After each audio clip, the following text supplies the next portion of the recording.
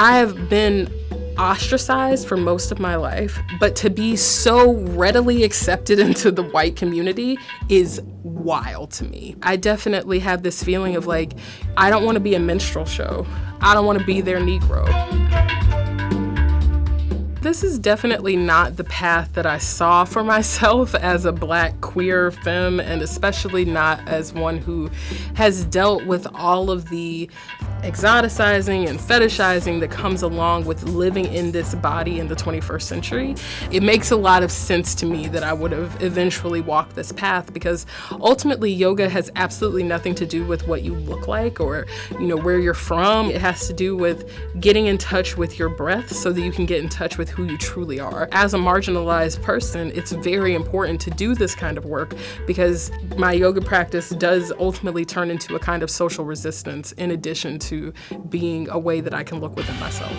I really wouldn't be that enthused about being so readily accepted by so many people, because I think that there's absolutely a tendency for people to think like, oh, look at that fun little Black girl. Look at those things that she can do. That's so great. No.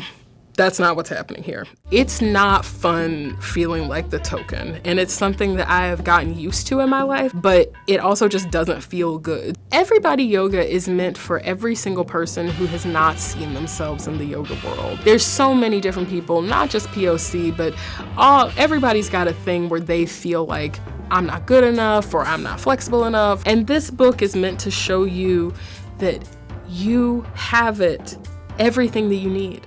Right now.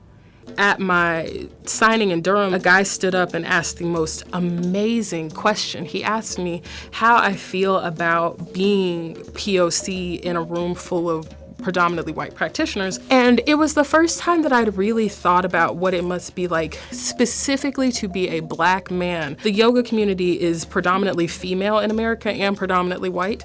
So you're going into a room full of people who have been taught to think that you're a predator. He was expressing this very real emotion and concern about something that I think is literally never talked about. This is a very complex path. It also doesn't just take place on a yoga mat. Especially when you talk about the yamas and the niyamas, we're really talking about the ways that we interact with other human beings, which means that you end up practicing yoga all of the time. It's not something that can just be encapsulated by a fun little pose for Instagram. It's really important for us to start to note the differences between ancient yoga and modern yoga. And one of the major differences in America is that we're still in the shadow of slavery. We are still in the shadow of segregation. I mean, literally a hot minute ago, it was Jim Crow laws. And because we don't address it, it turns into no POC in classes. My paternal grandmother is literally illiterate. And to have a grandchild